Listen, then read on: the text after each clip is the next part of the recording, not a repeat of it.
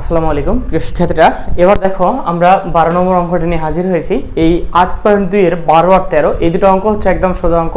এই দুটো অঙ্কের জন্য কি লাগে তোমরা জানো যে এই দুটো অঙ্কের জন্য আমাদের লাগে হচ্ছে ছক, ঠিক আছে। 169 পেজ তোমাদের হায়ার ম্যাথ বইয়ের 169 পেজে যে ছকটা আছে সেই ছকটা লাগে। এছাড়াও তোমাদের কাছে যাদের কাছে ওই যে হচ্ছে ইএস ক্যালকুলেটর আছে, ইএস প্লাস, তারা তো ক্যালকুলেটর দিয়ে ব্যবহার করো। তবে মনে রাখবা যে ক্যালকুলেটর ব্যবহার করার চাইতে অঙ্ক মানগুলো মুখস্থ করে রাখা বেশি উপকারী। কেন উপকারী? কারণ পরীক্ষার হলে যখন এমসিকিউ করবা তখন অনেক সময় ক্যালকুলেটর চাপতে গেলে তোমাদের সময় চলে যাবে, ঠিক আছে। এই জন্য একটু চিন্তা করে রাখবা যেন মানগুলো মনে থাকে, ঠিক আছে।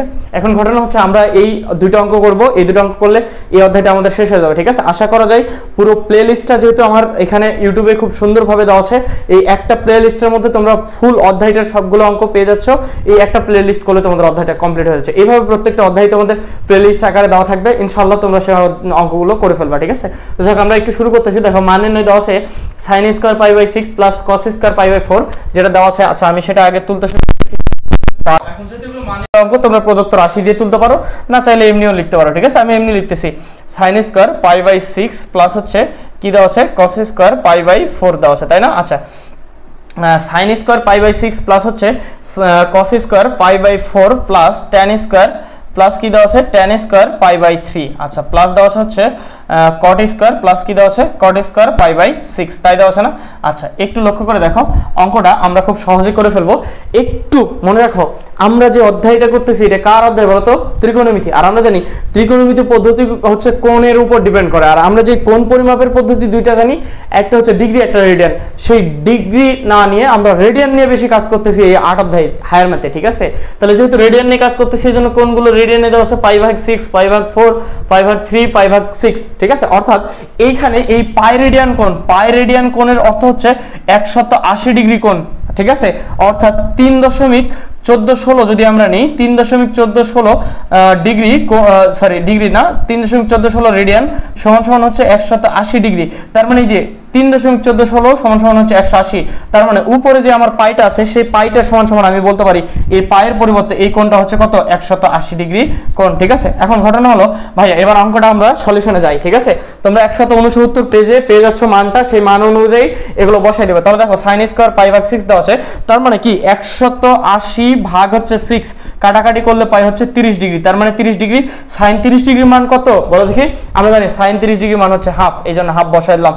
এর উপর স্কয়ার ছিল প্লাস স্কয়ার করে দিয়েছি প্লাস। এবার cos স্কয়ার হচ্ছে পাই বাই 4, তার মানে হলো 45 ডিগ্রি। দেখো এটাকে যদি আমি 4 দ্বারা ভাগ দিই তাহলে হচ্ছে 2 দ্বারা ভাগ দিলে প্রথমে 90 হয়, তারপর হচ্ছে 45, তাহলে 45 ডিগ্রির কথা বলা হচ্ছে।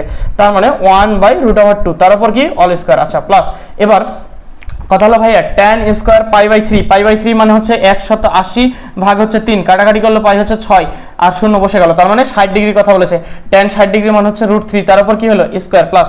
এবার বলা আছে দেখো cot স্কয়ার পাই বাই 6, তার মানে এটারই বিপরীত এটা, তাহলে এটার বিপরীত এটা হলে এটাও কি হবে √3। তার মানে cot স্কয়ার 30 ডিগ্রি কথা বলা হয়েছিল, পাই বাই 6 ছিল, তার মানে হচ্ছে 3 6 18 আর এই শূন্য গিয়ে বসে গেল 30 ডিগ্রি। আমরা জানি tan হচ্ছে 60 ডিগ্রি আর হচ্ছে cot 30 ডিগ্রি মান একই, ঠিক আছে। এই জন্য আমরা জাস্ট লিখে ফেললাম। এখন ঘটনা হচ্ছে জাস্ট এগুলোকে ক্যালকুলেশন করে ফেলবো, যোগ করে ফেলবো, তাহলে হয়ে যাবে 1 এর উপর স্কয়ার করলে আমরা পাই 1, 2 এর উপর স্কয়ার করলে পাই হচ্ছে 4 প্লাস এখানে 1 এর উপর স্কয়ার করলে 1, 2 এর উপর স্কয়ার করলে √2 এর উপর স্কয়ার করলে শুধু 2 হচ্ছে কারণ √ আর স্কয়ার কেটে যাচ্ছে, প্লাস √3 এর উপর স্কয়ার করলে হচ্ছে 3 প্লাস 3, ঠিক আছে। তাহলে এখন ঘটনা হচ্ছে ভাইয়া এটুকু থেকে আমরা লসাগু নিতে পারি, ঠিক আছে। আর এটাকে একবারই প্লাস করে ফেলতে পারি অথবা একবারই লসাগু নিয়ে নিতে পারি। 4 লসাগু নিয়ে নিলাম, তার উপর হচ্ছে 1। এবার 2 দ্বারা 4 কে ভাগ দিলে কত পাওয়া যায়?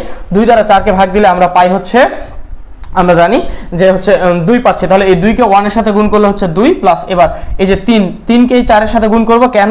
কারণ এই 3 এর নিচে একটা 1 আছে আর এই 1 দ্বারা 4 কে ভাগ করলে 4ই হয়, তারপর সেটাকে 3 দ্বারা গুণ করতে হয়। তাহলে 3 4 কত হচ্ছে 12 প্লাস এখানে হচ্ছে 12, ঠিক আছে। তাহলে ঘটনাটা কত দাঁড়ালো দেখো তো, এই যে 12 12 24 আর 2 কত হলো 24 আর 2 হচ্ছে 26 আর 1 27, তাহলে 27 ভাগ 4, ঠিক আছে। এটা হচ্ছে আমাদের অ্যানসার। একটু লক্ষ্য করে দেখো জাস্ট খালি আমরা মানগুলো বসাই দিয়েছি। এখন ঘটনা হচ্ছে যে ভাইয়া এই যে মানগুলো 169 পেজ থেকে তোমাদের মুখস্থ করে ফেলতে হবে, অথবা তোমাদের হচ্ছে ক্যালকুলেটর দ্বারা বের করতে পারো, অথবা বিভিন্ন পদ্ধতি আছে। আমি বেসিক একটা ক্লাস দেখাইছি, সেই বেসিক ক্লাসে ইনশাআল্লাহ তোমাদের এই মানগুলো সহজে মনে রাখার একটা ছক দেখাইছিলাম, সেখান থেকে তোমরা মনে রাখতে পারো। তো আমি মান বসাই দিয়েছি sin স্কয়ার পাই ভাগ 6 এর মান হচ্ছে 1/2 প্লাস cos স্কয়ার পাই ভাগ 4 এর মান হচ্ছে 1/√2 আর এটা হচ্ছে tan স্কয়ার অর্থাৎ হচ্ছে পাই বাই 3 তার মানে হচ্ছে √3 60° মান, আর এটা হচ্ছে 30° মান cot √3, ঠিক আছে। জাস্ট এবার স্কোয়ার করে শেষ করে ফেলেছি, ঠিক আছে। তাহলে আশা করা যায় তোমরা ক নম্বর অঙ্কটা বুঝেছো, আমি মিশাই দিলাম। এবার খ নম্বর অঙ্কটার দিকে যাই, ঠিক আছে। একটু মনোযোগ দিয়ে দেখো। কথা হচ্ছে ভাইয়া এই যে এই মানগুলো, ঠিক আছে, আমি এক সময় এক স্টুডেন্টকে পড়াইতাম ক্লাস 9 এর। এই স্টুডেন্ট করছে কি জানো, ও হচ্ছে ক্যালকুলেটর দেখে মানগুলো করে। এখন ক্যালকুলেটর দেখে মানগুলো করার সময় ওর কিন্তু হচ্ছে মানে ফ্যামিলি ব্যাকগ্রাউন্ডটা অনেক ভালো ছিল। ওর মা হচ্ছে নওগাঁ নার্সিং কলেজের হচ্ছে প্রিন্সিপাল ছিল। তো তার ছেলে, এখন ঘটনা হচ্ছে যে কি করছে, সে ওই ক্যালকুলেটর দিয়ে করে। এখন ক্যালকুলেটর দিয়ে করা যখন নিষেধ করে দিয়েছি, তখন সুন্দর করে রিডিং টেবিলের সামনে লিখে রাখছে। আমি সাইডে বসে পড়াই, যখনই ওকে ধরি তখনই এইভাবে দেখে দেখে বলে। এখন এইদিকে যে কি দেখে আমি তো আর খেয়াল করি না। পরে কিছুদিন পরে লক্ষ্য করলাম যে প্রতিদিনই মান যখন ধরি ওইদিকে দেখে কেন, দেখতেছি ওখানে সুন্দর করে সাইডে লিখে রাখছে। তো কথা হচ্ছে ভাইয়া এই যে এই মানগুলো যদি তোমরা ফাঁকি দিয়ে পার করে দাও, তাহলে কিন্তু ফাঁকির উপরেই পড়ে যাবা নিজেই। অতএব মানগুলো অবশ্যই মুখস্থ করে ফেলবা, ঠিক আছে। তাহলে এবার খ নম্বর অঙ্কটার ক্ষেত্রে আমি চলে যাই। খ নম্বর অঙ্কটার ক্ষেত্রে বলেছে হচ্ছে 3 tan স্কোয়ার π/4 মাইনাস হচ্ছে sin স্কোয়ার π/3 মাইনাস হচ্ছে 1/2। এই যে দেখো সাইনটা সিঙ্গেল ছিল, 1/2 cot স্কোয়ার, 1/2 হচ্ছে cot স্কোয়ার 5/6, আর কি আছে প্লাস হচ্ছে 1/।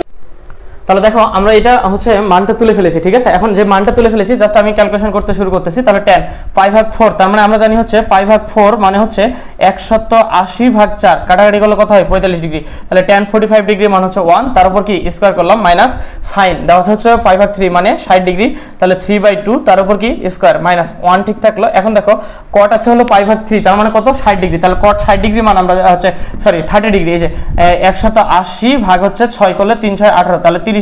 আচ্ছা cot 30° মান কত আমরা জানি, cot 30° মান হচ্ছে √3, কারণ tan 30° মান হচ্ছে 1/√3, তার উপর স্কয়ার হয়ে গেল, প্লাস এখানে আছে 1/3, আর হচ্ছে sec 45 এর মান হচ্ছে √2, তার উপর কি স্কয়ার, ঠিক আছে। জাস্ট মানগুলো আমি বসায় ফেলেছি। এখন সিম্পলি ক্যালকুলেশনটা করব, একটু লক্ষ্য করে দেখো একদম সোজা। তাহলে এখন 3 এই 1 এর উপর স্কয়ার করলে 1, 3 এর সাথে গুণ করলে কত হয় 3, মাইনাস এই যে √3 এর উপর স্কয়ার করলে হচ্ছে 3, আর 2 এর উপর স্কয়ার করলে কত হয় 4, মাইনাস এই যে 1/2, ঠিক থাকলো। এখন ঘটনা হলো ভাইয়া এই যে √3 এর উপর স্কয়ার করলে কত হয় 3, ঠিক আছে, সেটা লিখে ফেললাম। এবার প্লাস 1/3, ঠিক আছে। এই যে √2 আছে, √2 এর উপর স্কয়ার করলে কত হয় 2। এখন জাস্ট আমরা এটাকে একটু সরল করে ফেলবো, তাহলে হচ্ছে মাইনাস 3/4, আর এটা হলো মাইনাস 3টা উপরে গিয়ে গুণ হবে, তাহলে 3/2, প্লাস এটা হবে উপরে, তাহলে 2/3। এখন ঘটনা হলো ভাইয়া এই যে 4 2 আর 3 আছে, এর লসাগু কত যায় আমরা জানি, 3 আর 2 4 আর 2 এর লসাগু হচ্ছে 4 যায়, আর এই 3 তাহলে কত হলো 3 4 12, ঠিক আছে। তাহলে 12 গেল। এরপর এটা দ্বারা এটাকে গুণ করলে হচ্ছে 3 বারাং কত হয়, 3 বারাং হচ্ছে 36, ঠিক আছে। আচ্ছা তারপরে 4 দ্বারা ভাগ দিলে কত হচ্ছে, 4 দ্বারা যদি আমি ভাগ দিই তাহলে পাই 3, আর এই 3 গুণ করলে হচ্ছে 9, ঠিক আছে। এরপর দেখো 2 দ্বারা ভাগ দিলে 6, আর এই 3 6 কত হচ্ছে 18, ঠিক আছে, প্লাস এবার 3 দ্বারা ভাগ দিলে হচ্ছে 4, 4 দুগুণ কত হয় 8, ঠিক আছে। এবার লক্ষ্য করে দেখো এখানে আছে হলো আমার প্লাস 36 আর 8, 36 আর 8 যোগ করলে কত হচ্ছে একটু লক্ষ্য করে দেখো, আর এটা তোমরা ক্যালকুলেশন করো, তাহলে দেখো হচ্ছে আমরা দেখতে পাচ্ছি এখান থেকে হচ্ছে 3 নং 27, আর এখানে হচ্ছে আমার 36 আর 8, তাহলে দেখো 36 আর 8 যোগ করলে হচ্ছে 44, তাহলে 44 আর হচ্ছে মাইনাস 3 নং কত হয় 27, তাহলে 27 ভাগ হচ্ছে 12, ঠিক আছে। তাহলে এবার এটাকে আমরা মাইনাস করব, তাহলে কত হয়, তাহলে দেখো 40 এর মধ্যে থেকে 20 বাদ গেলে থাকতেছে হচ্ছে 24, আর 24 এর মধ্যে থেকে 7 যাচ্ছে, ঠিক আছে। তাহলে 24 এর মধ্যে থেকে যদি 7 যায় 4, আর এদিকে হচ্ছে 3 গেলে থাকে কত 17, ঠিক আছে। তাহলে 17 ভাগ হচ্ছে 12, এটাই হলো আমাদের অ্যান্সার, ঠিক আছে। তাহলে একটু লক্ষ্য করে দেখো, তোমাদের কাছে ক্যালকুলেটর থাকবে, তোমরা সহজে করে ফেলতে পারবা। তাহলে 17 ভাগ 12 যেটা আসছে এটাই কি আমাদের অ্যান্সার। অথবা যদি কেউ এই লাইনের পর ডাইরেক্ট এগুলো লেখো, একটু লাইন জাম্প করো, কোনো সমস্যা নাই, কারণ জাস্ট মানে নেই বলছে। আর তোমরা জানো খুব ভালোভাবে যে এত সহজ অঙ্ক কখনোই তোমাদের সৃজনশীলের মধ্যে দিবে না, যদি দেয় ক নম্বরে, ঠিক আছে। তো আশা করা যায় 12 ক খ তোমরা বুঝতে পারছো। নেক্সট যে অঙ্ক দুটো আছে হচ্ছে গ আর ঘ, এই দুটো নিয়ে আমরা পরের ভিডিওতে হাজির হচ্ছি। আজকের মতো এখানে শেষ, আল্লাহ হাফেজ।